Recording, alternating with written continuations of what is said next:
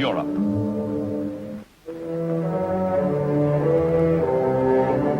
The Russian Navy, the Black Sea Fleet. After 3 years of defeat and defense, ships and sailors of the Union of Soviet Socialist Republics prepare for the offensive. In the great ports of the Black Sea, in Odessa and Sebastopol, invading Germans sit entrenched, holding the Crimea in talons of steel. But the year is 1944, and the high tide of Nazi conquest is ebbing. The Red Army is driving into the Crimean Peninsula from the north, as the Red Navy brings in more troops to fall on the flanks of the desperate Germans. To Soviet sailors, Sebastopol with its magnificent harbor is a prize beyond price. And they mean to get it back at any price.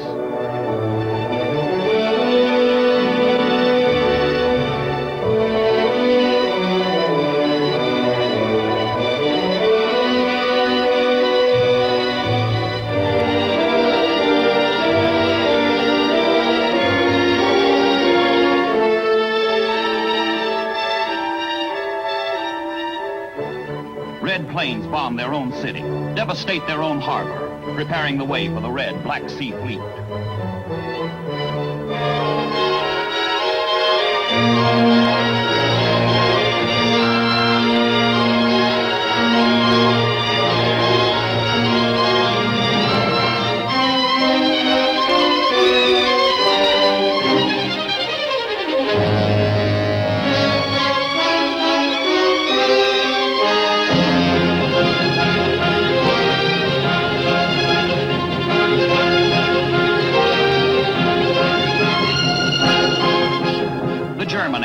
Throws all it has available against the Russian ships.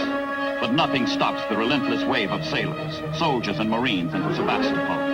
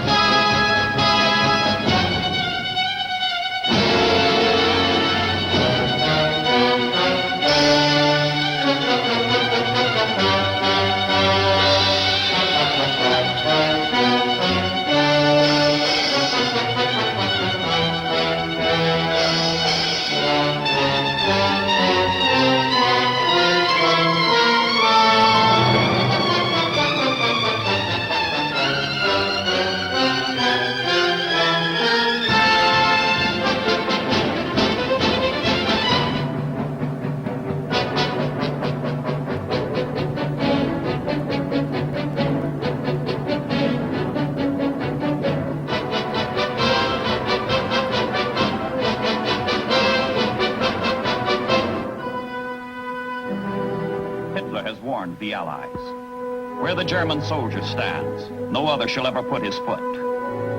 But along 2,000 miles of Russian front, from the Baltic to the Crimea, the myth of Nazi invincibility crumbles. In the 18th century, it was Charles XII of Sweden. In the 19th century, it was Napoleon. In the 20th century, it is Hitler. Each of these conquerors has tasted the bitterness of the Slavic wastes. Each has floundered on the vastness and desolation of the Russian steppes.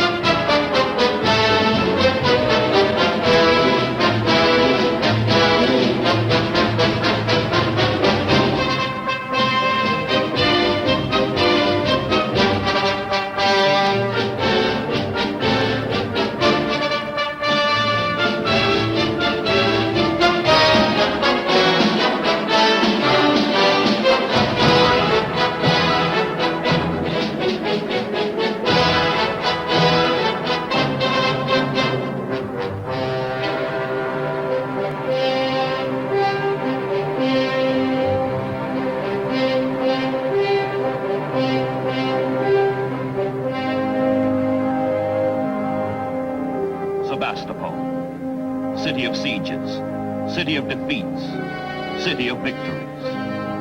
For the Russians, Sebastopol is a vital landmark on the march to Berlin. For the Germans, the loss of Sebastopol means retreat, disaster. Landing boats originally built for the invasion of England now serve another purpose. A German evacuation. A German Dunkirk in the Black Sea.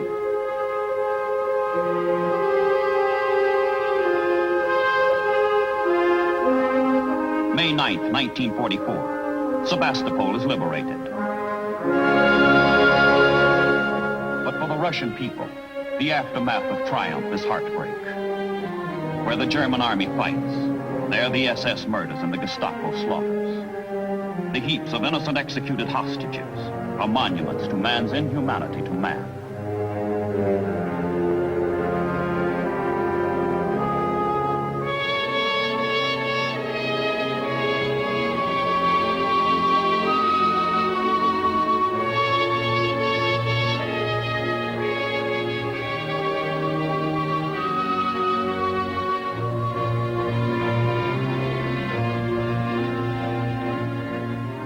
The Germans came as supermen. That day is over. They leave as vanquished. That day has come. But before the German Wehrmacht is irrevocably broken, hammering in the east will find mounting echo in the west.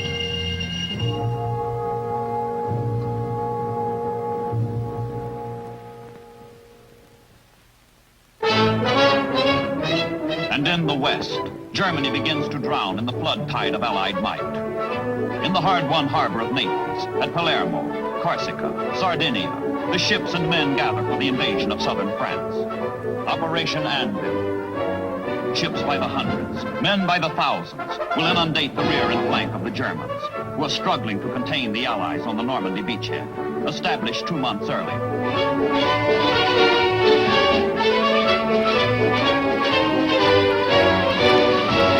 And in North Africa, Oran, Algiers, Bizerta, Tunis, Alexandria.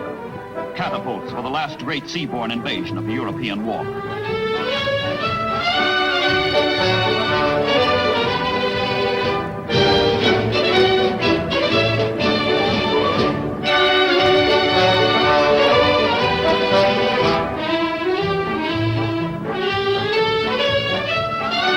800 ships will carry the liberators to the beaches on the far Mediterranean shore.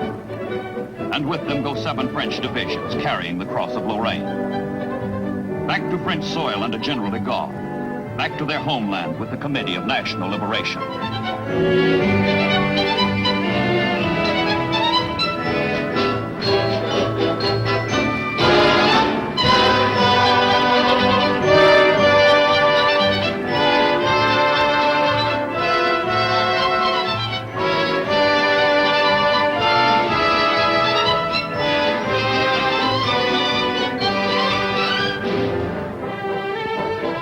Secretary of the Navy Forrestal confers with Admiral Hewitt, commander of Allied naval forces, as the Armada sails unhindered from Islam to Christendom, toward the French Riviera, the Côte d'Azur, playground in time of peace, battleground in time of war.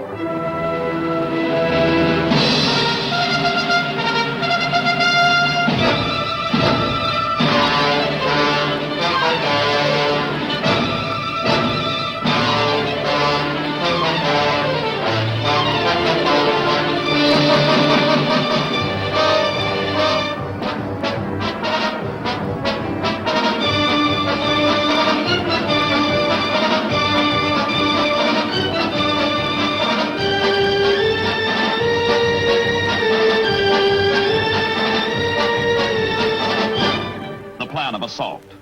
Seize Marseille and Toulon, deep water ports which will feed the Allied armies in their sweep across France into Germany. Advance up the valley of the Rhone and join the troops from Normandy. Little opposition meets the liberators on the beaches. But inland, the Germans fight, and the Allies fight too. Inland.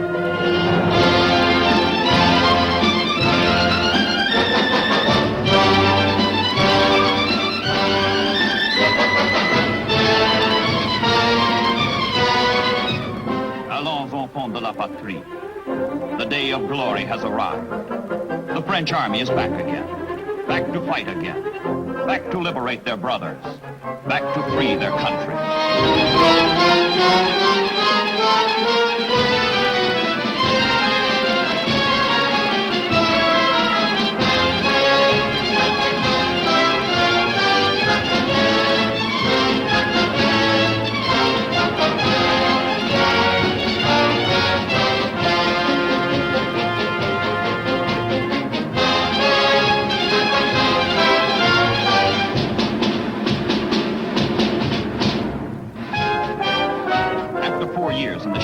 Swastika. After 4 years of national eclipse, the French returned to their own. Marseille is French again, and so is Toulon. The French fleet has returned.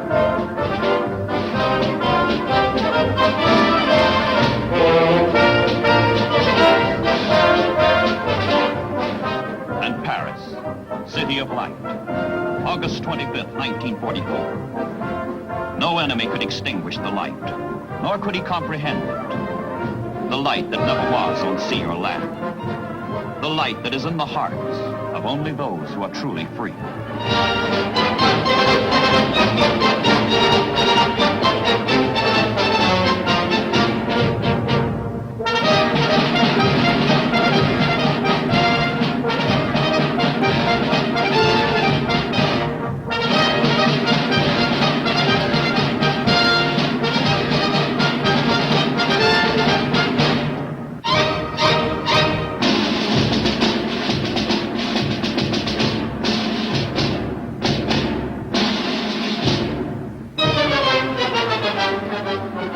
Liberated boulevards, the tide of Allied might flows toward tomorrow's fronts, toward Germany, and history keeps cadence with the marching columns. The Battle of France is over, but many men now marching will lie still in Europe's earth before the fate of Europe is sealed.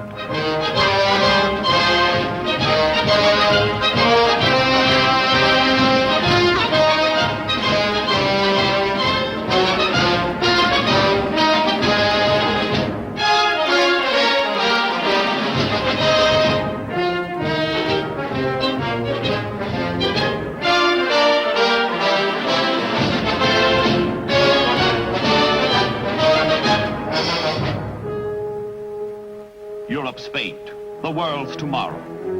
Both are foreshadowed in a little-known resort named Yalta, in the Crimea, on the Black Sea, 40 miles from Sebastopol.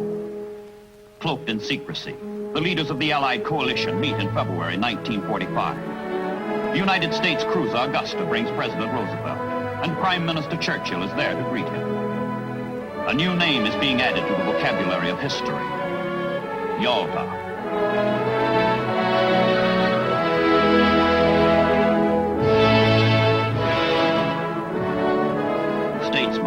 Soldiers, diplomats, turn an obscure Crimean town into the temporary capital of the world, as the war, east and west, thunders toward its climax. Rome has long since fallen. Now the world focuses its attention on Tokyo and Berlin. On all the 6 continents and on all the 7 seas, the Allies destroy the Axis. But here at Yalta, diplomacy takes precedence over combat.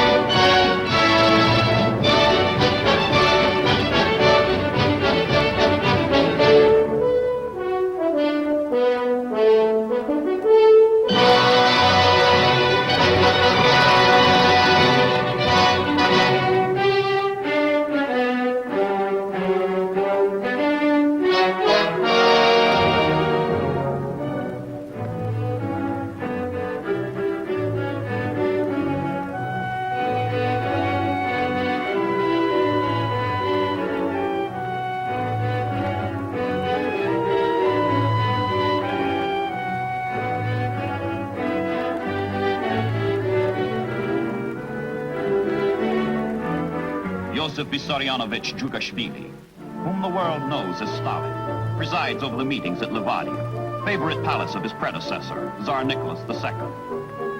At Yalta, the Russians agree to enter the war against Japan, and the date for the first meeting of the United Nations is set. Other agreements, open and secret, sow the seeds of future controversy and contention. But on the immediate issue, the war against Germany, the conference is clear and decisive. The communiqué says, the timing, scope, and coordination of new and even more powerful blows by our armies and air forces into the heart of Germany have been planned in detail. Nazi Germany is doomed.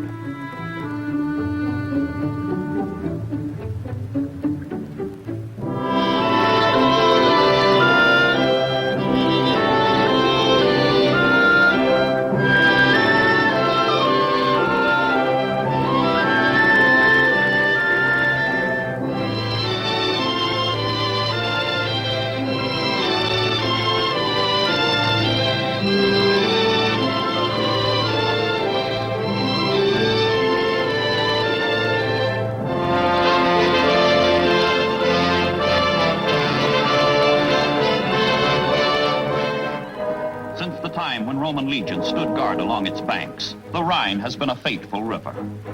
Not since Napoleon have invading troops crossed over it. But now, in March 1945, the barrier breaks, and the heart of Germany lies open to assault.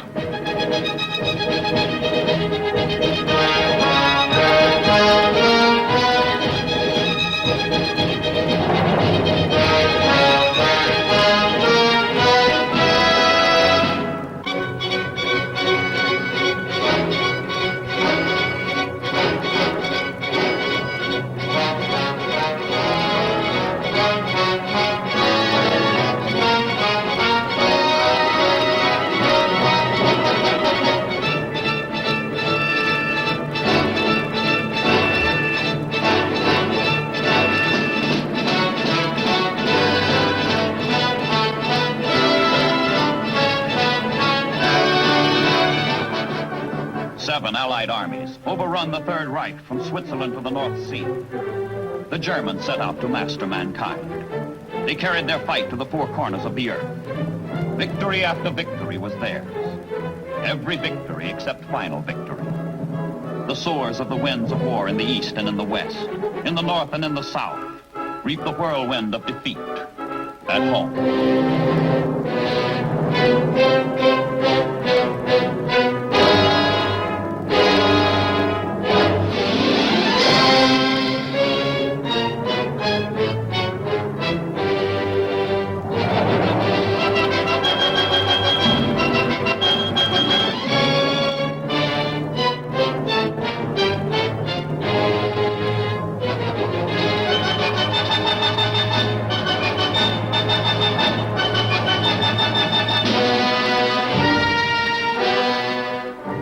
Of the National Socialist Party are consumed in their own flames and pass from the scene. It is the people who pay the price, in their persons, in their homes, in their heritage.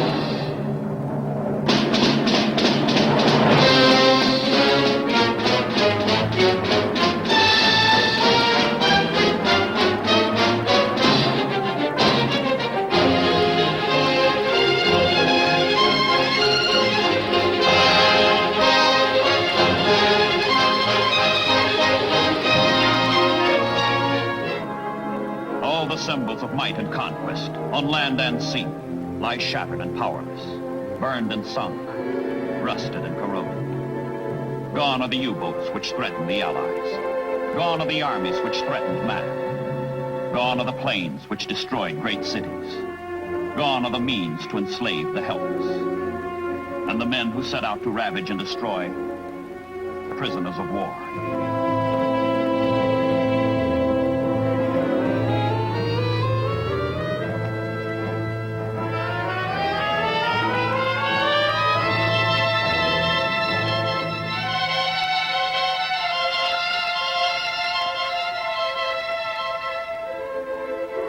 It began in Warsaw, in Poland. There was Belgium, France, and the Netherlands, Yugoslavia, Albania, and Greece, Denmark, Norway, Finland, and Russia.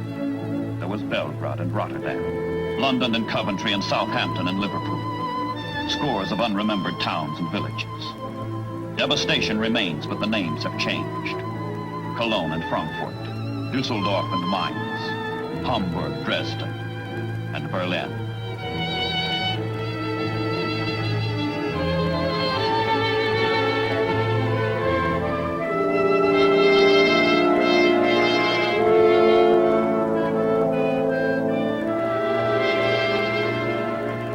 The Volkssturm, the People's Army, the last convulsive effort of a dying order to save itself.